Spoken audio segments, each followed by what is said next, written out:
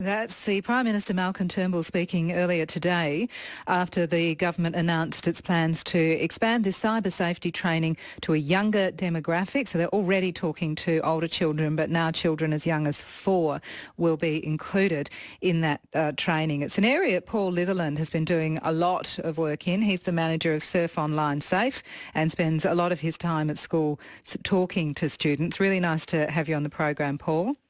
Hi, Gillian. Great to speak to you again. Now, 4 seems really young. Paul, what do you know? Wow. I think it's a good opportunity to make a statement in regards to how education is going to be approached moving forward, especially over the next few years. Yes, some would argue it's young. I tend to agree to a certain point, but on the other side of that, it's also a great opportunity to start building education, to start building appropriate cultures online and awareness. So for me, that's ticking a few boxes on that side of the argument at least. So obviously, Paul, you'd be phrasing, and I'm not sure how this particular cyber safety training works, but in general, in your knowledge, you would be framing the sort of conversations you'd be having about cyber safety in terms of both bullying and sexual predators, very different with 4-year-olds than you would be having with older children, obviously. Yeah. Yeah, and I mean, the Think You Know guys are pretty good.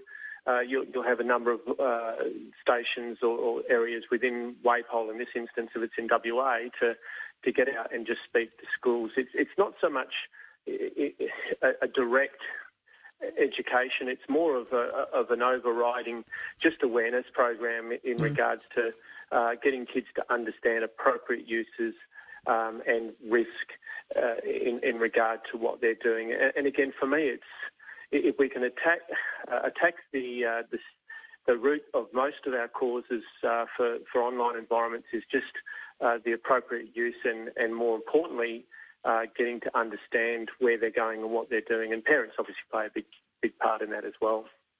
And I mean, I imagine it's a little bit like the stranger danger conversations we were used to.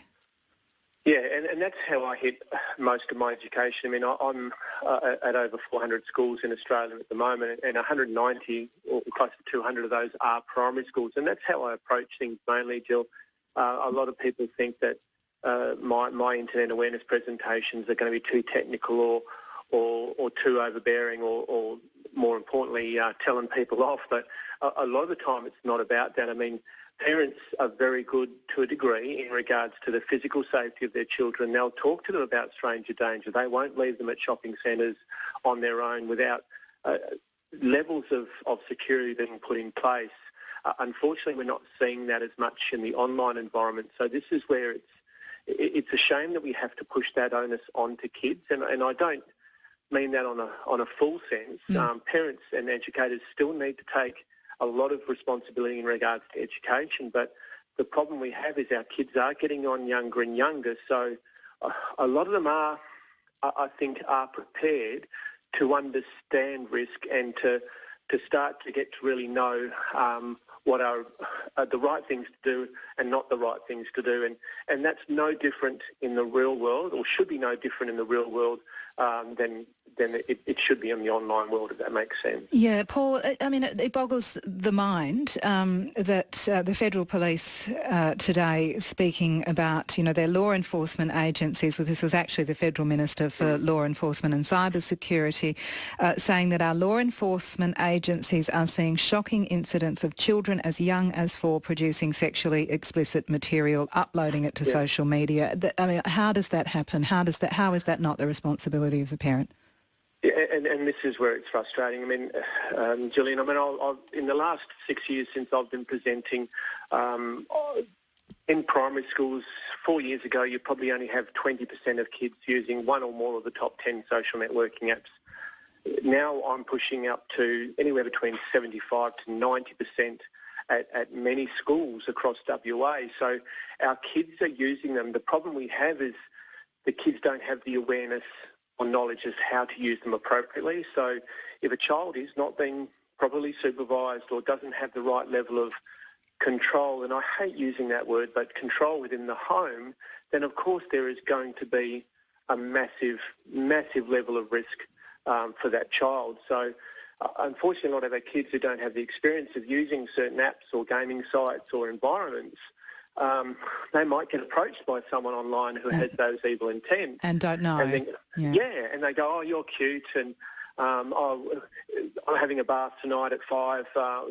Send me some funny photos of you in the bath when you have one tonight. So they won't look at it as an older child or an adult would look at. They don't see that. So trying to get them to understand those risks without scaring them or worrying them, I think is a good ploy. But again, we don't want to be taking over the role of parents. That is still an important role. But again, a lot of the schools I deal with, parents have got no idea, not because they don't want to. It's just our kids are getting on younger and younger, and their exposure to these environments is so much more stronger than it ever has been in the past. Well, that's Paul Litherland, our guest manager of Surf Online Safe on ABC Radio Perth and WA. Well, perhaps you might comment on what Jody had to say on text. And Jody says, I disagree that kids are forward thinking, as you say, and I suppose, Jody, what I meant was that they're just they are so much more clued in, and computer technology is such a normal thing to them. Jody says kids mimic their surroundings, they normalise what they see at home and on TV and in movies and magazines. Shouldn't we protect them by censoring what Jody says is some of that crap from all our lives? But is censoring enough, Paul? And I think it will go a long way to help, because at least if we can identify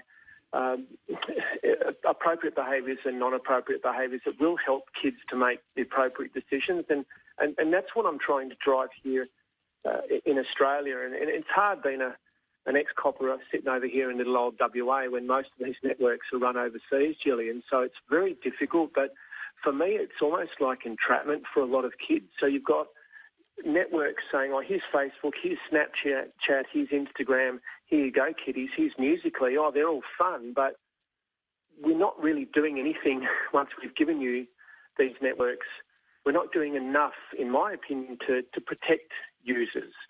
So if parents are falling down, if educators are falling down in regards to protection, then maybe these organisations can also start taking a bit more effort to help protect. And I don't want to get into a whole argument in regards to TV and stuff, but with kids we also look at what we're seeing on TV. We're looking at a lot of shows now where MKR, like the other night on MKR, there was quite a bitchy argument between a couple of the members on that show, and a lot of kids are growing up thinking this is normal behaviour, Gillian, when it's not. It's all scripted. So I think social networking and how our kids are seeing stuff online has a lot to do with that sort of stuff. And so we just try to bring things back and try to normalise behaviour as it should be, not as we expect it to be by what might be portrayed online. Yeah, really important. I think, as you say, we just pay such close attention to that because, as Jody says, kids are like sponges and they will absorb